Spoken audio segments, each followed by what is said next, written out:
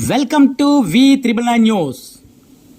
Visakhapatnam Gajuwaka GVMC 75వ వార్డులో మహానాడుకు పిలుపు. ఆంధ్రప్రదేశ్ ముఖ్యమంత్రి నారా చంద్రబాబు నాయుడు మరియు మంత్రి నారా లోకేష్, టీడీపీ రాష్ట్ర అధ్యక్షులు పల్లా శ్రీనివాసరావు ఆదేశాల మేరకు ఎవరి వార్డుల్లో వారే మహానాడు కార్యక్రమాలు ఏర్పాటు చేసుకోవాలని పిలుపునిచ్చారు.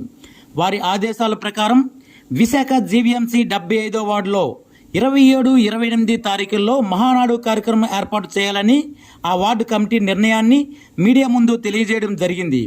ఆ 2 రోజులు జరిగే కార్యక్రమాలకు టీడీపీ కార్యకర్తలు, వార్డు ప్రజలు అత్యధిక సంఖ్యలో వచ్చి జయప్రదం చేయాలని కోరారు.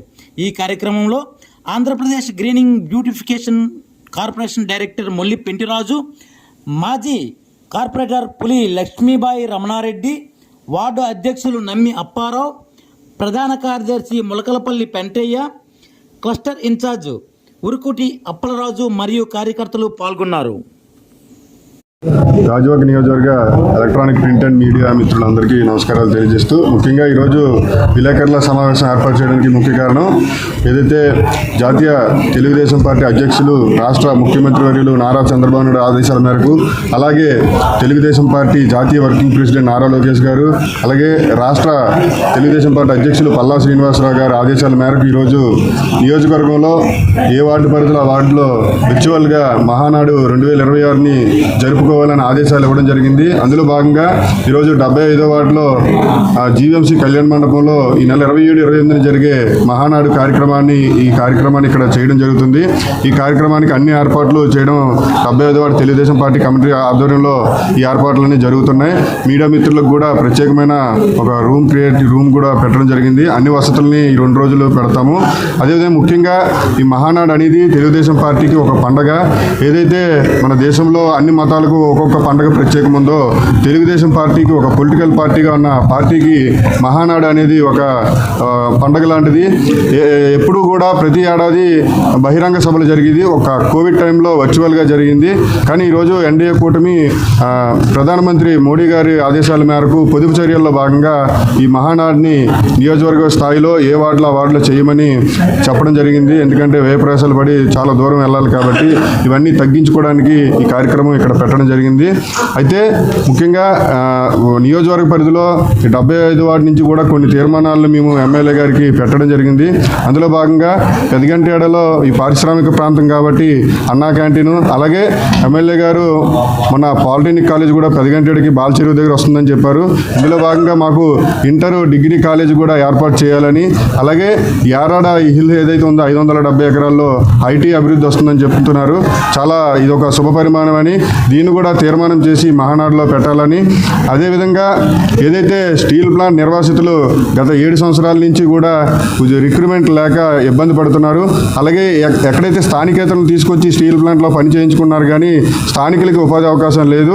దీని మీద కూడా మేము నిర్వాసితుల కోసం రిక్రూట్మెంట్ పెట్టాలని, తీర్మానాన్ని కూడా మహానాడులో పెట్టాలని మేము గాజువాక ఎమ్మెల్యే గారికి తెలియజేయడం జరిగింది.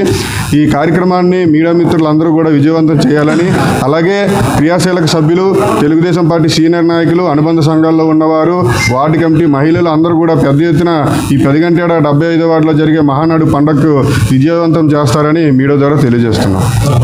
మరి 75వ వార్డులో ఉన్న జీవీఎంసీ కళ్యాణ మండపంలో ఈ 2 రోజుల ప్రోగ్రాం కూడా పెట్టుకునేందుకు అవకాశం కల్పించారు.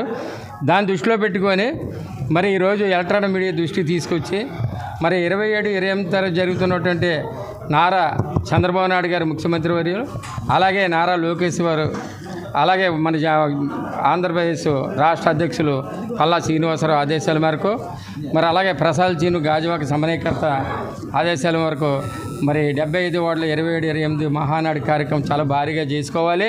ఆ పండగ దినంలో ఎక్కడో జరిగితే అక్కడికి వెళ్తే మన మనసిప్పి మాట్లాడుకోలేము కాబట్టి ఇక్కడే మీ ఏ వార్డులో ఆ వార్డులో మీరు మహానాడు కార్యక్రమం పెట్టుకుంటే మనసిప్పి మాట్లాడుకొని మీకు వార్డులో ఏ సమస్యలు ఉన్నాయో ఏజెంట్గా మీరు అమలు పరుచుకొని దాన్నే జాతీయ స్థాయిలో పెడితే అమలు అవుతాయి. కాబట్టి మీ ప్రాంతంలో మీరు భారీగా చెయ్యాలి అనే ఒక నినాదంతో ఈరోజు 27, 28 తారీఖు మహానాడు ఉద్యమంగా జరుగుతున్నాయి.